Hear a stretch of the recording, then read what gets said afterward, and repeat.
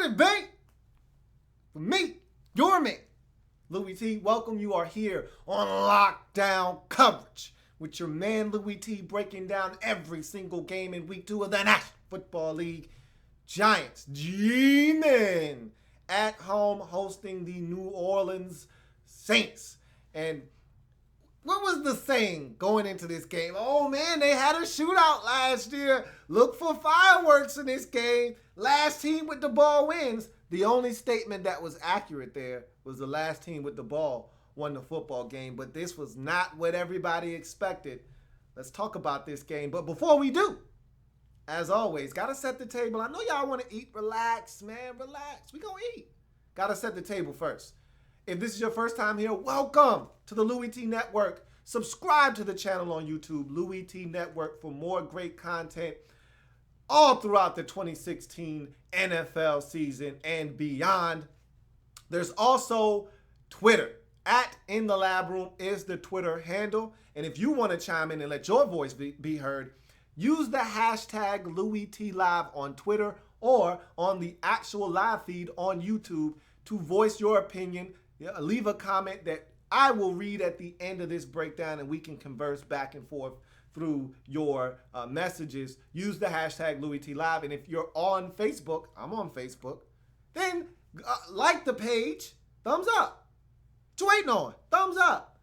In the Lab Room is the Facebook page. Give me a like there as well. So now that the table has been set, go ahead, grab your utensils. Let's dig into this football game. Likes, dislikes, banana in the tailpipe for this showdown between the New Orleans Saints and the New York Football Giants. We'll start with the likes of the road team, that being the Saints in this game.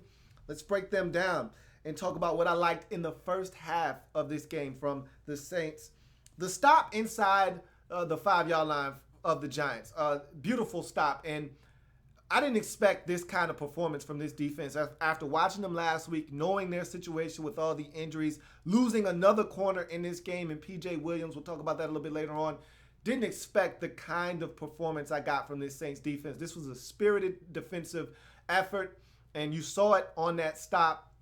Giants with the football at the 4-yard line.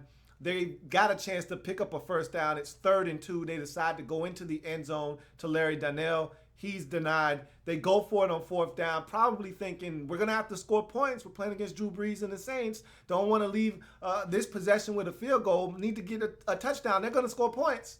So they go for it on 4th down. And they're denied in the back of the end zone, going for shame on you when you step to the old dirty Beckham. Odell Beckham Jr. denied. Turnover on downs.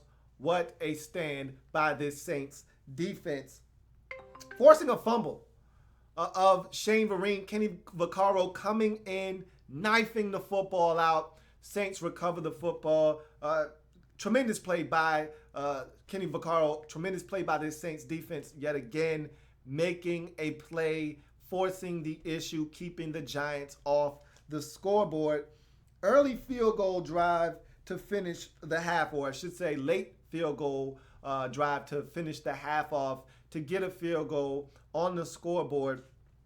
I'm a huge momentum guy going into halftime because you just don't know what that's going to spark into the second half. Whether you get it to start the second half or not, I'm a huge scoring before the half guy. And so to see the Saints be able to put 3 points, and again, we didn't know this at the time when they scored that field goal, but in a game where it's going to be a field goal difference, that's a huge 3 points that they put up on the scoreboard prior to the half. So again, I'm a huge get points before the half guy. Saints were able to do that in this football game. Let's get to the Giants and their first half likes. Victor Cruz. You got Victor Cruz. With the catch and run down the sidelines, showcasing the speed that made this guy one of the highest paid slot players in this league. And he looked like he was going to be gone. Gets tracked down from behind and walloped. Football comes out. We'll talk about that a little bit later, but a hell of a catch and run by Victor Cruz. He's back, folks. In case you might have had some doubts after last week's game, This man is back. We'll talk about Victor Cruz a little bit later on again. Scoop and score on the block field goal. Really getting the action started in this game. It was 0-0, kind of stagnant offensively. You didn't really expect that in this ball game. And into the midway point of the second quarter, the Giants are able to get up there. Jonathan Hankins gets his big mitts on the football, knocks it backwards, scooped up by Janoris Jenkins. Off to the races he goes. Touchdown Giants, 7-0. And just like that, they're on the scoreboard. Special teams can impact a game. I talked about that with the Ravens game versus the Browns. Browns are giving it to the Ravens. They score a touchdown. They think they're about to make it 21-0. Extra point is blocked. Ravens scoop it up, get 2 points out of the deal, changes the whole complexity of that football game. Same thing here. 0-0 game. Saints looking to get on the scoreboard, have their field goal blocked, scooped up by the Giants. They get 7 instead of the Saints getting 3. It's a 10-point swing, changes the entire ball game. Let's get to the first half dislikes for both teams. We go to the Saints. P.J. Williams being carted off in this game. Word out was that he had movement in his extremities, fingers, toes. You never want to see a guy get carted off on a stretcher. That's a scary scene. And for the Saints, that's a position where they just could ill afford any more injuries. He's a young guy that you have a lot of hope for, and you don't want to see anybody, first and foremost, get carted off, let alone a guy at a position where you can't afford any more injuries. All of our prayers and wishes go out to P.J. Williams. I think he's going to be fine, but again, I'm no doctor, and I didn't sleep at a Holiday Inn last night, so I'm not going to try to play one. So hopefully everything is fine with P.J. Williams. That's a scary scene anytime someone has to be carted off the football field on a stretcher. Squandered turnover opportunities is my next dislike for the Saints. I mean, they forced some turnovers in this game, some fumbles, forced the Victor Cruz fumble, forced the Shane Vereen fumble. They did some really good things defensively, forced the stop. They just couldn't use that to gain any traction or momentum and change that turnover into points. You hate to see turnovers squandered. The Victor Cruz fumble, okay, that's deep in your own territory, but the Shane Vereen forced fumble, that's kind of right around that midfield point. You're right there. You need to get something out of that. They got nothing out of that turnover. You just got to find ways to generate offense off of turnovers, and they simply didn't do that. Felt like they squandered some opportunities after some turnovers in this football game. Blocked field goal is my last dislike for the first half. That was a 10-point swing. Probably the single biggest play in this game. Can't have that happen. It just can't happen. And I'm going to tell you right now, this Will Lutz kicker, he looks really suspect. I'm going to tell you right now, the kick that he made to tie this game up at 13, that was a knuckler that barely made it through the goalpost. I'm not sold on this dude, and I'm not sure if the one that gets blocked is his fault or if it's just too much penetration by Jonathan Hankins, but that looked like it might have came out a little low. I'm telling you right now, I'm not a huge Lutz fan right now. I'm not feeling this dude. He looks a little sloppy to me. We'll see, but I'm not feeling him right now. But that blocked field goal was huge in this game. Like I said, 10-point swing for a Giants team that struggled to score. Okay, no offensive touchdowns in this game for the Giants, just 3 field goals. And, of course, the aforementioned blocked field goal for a scoop and score touchdown. That's a hell of a way to give up the only touchdown of the game for the opposing team. Can't have that. A lot of times people forget special teams is a huge part of the game. There's 3 facets to the game: offense, defense, and special teams is the forgotten part of the game. But special teams can win you and lose you a football game. In this case, felt like it did not do the Saints any favors in this football game. Let's go to the Giants in their first half dislikes. Victor Cruz fumble, Shane Vereen fumble, Eli Manning fumble. Okay, so I talked about the Saints having opportunities, not taking an advantage of them.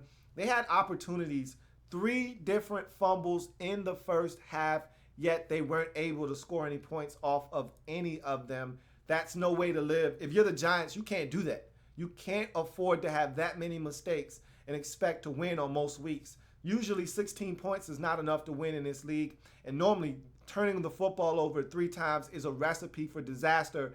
You were able to get away with it this week. And look, a win's a win's a win's a win. You would much rather correct your mistakes in a win than sulk over them in a defeat. So while you may have turned it over in this game, you still got the W. That's the most important thing. But moving forward, you do not want to see the football on the carpet and it being laid on the carpet by one of your players. And that was my only dislike for them. I thought they played a strong defensive first half. I thought they played a very solid offensive first half besides the mistakes. And so those fumbles were the mistakes of the first half. And that's why they weren't able to generate a lot of points in that first half. Let's get to the second half and the likes for both teams. We start with the Saints. Willie Snead's touchdown to tie the game up at 10 was a good play. The Saints just couldn't get it going all game long offensively. It was good to see them get in the end zone, tie the game up at 10, give themselves a chance. The Saints defense, man, oh man, this was probably the biggest surprise of this game. See, the Giants made defensive improvements over the offseason. I'm still not quite sold on everything they've done, but I'm telling you, they look damn good in the first 2 weeks. They're well on their way to becoming a damn good defense, are the Giants. But make no mistake about it, the Saints, they were supposed to be bad. They were bad last week. We were assuming that they were going to be bad again this week. And for them to come out and have another goal line stand. I talked about the one they had in the first half.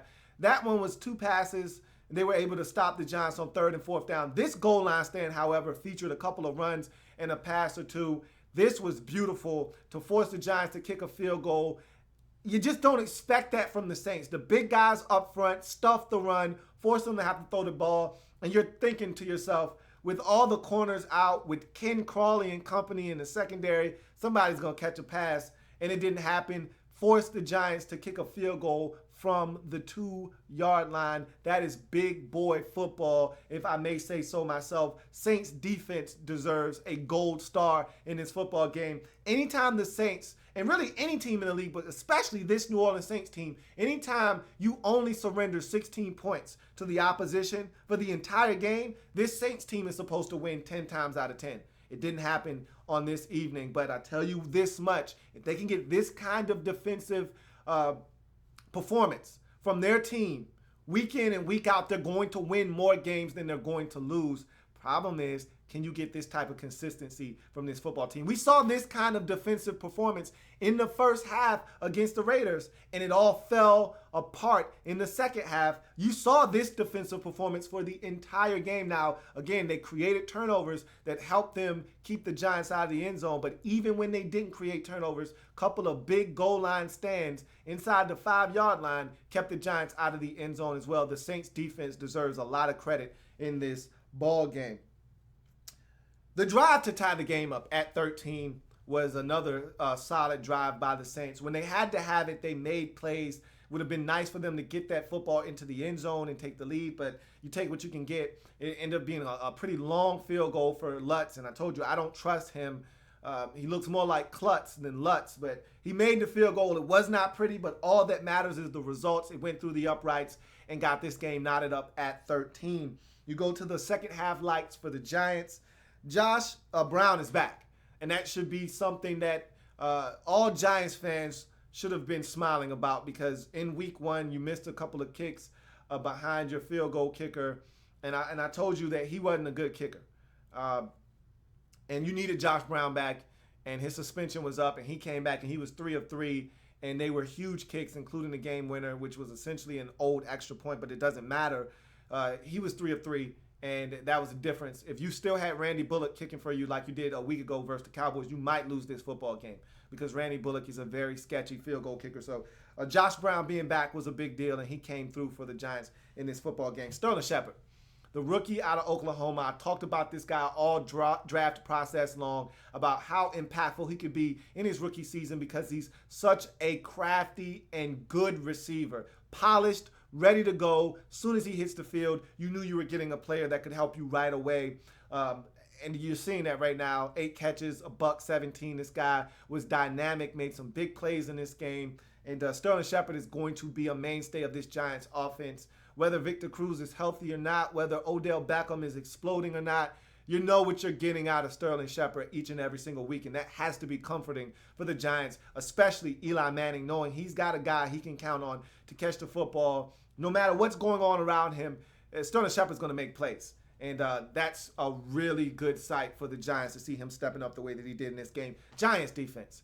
I talked about them and they're potentially going to be a topic of discussion later on in this breakdown, but make no mistake about it. Week 1, they were impressive versus Dallas. Week 2, they were even more so impressive against a much more explosive offense in Drew Brees and the New Orleans Saints.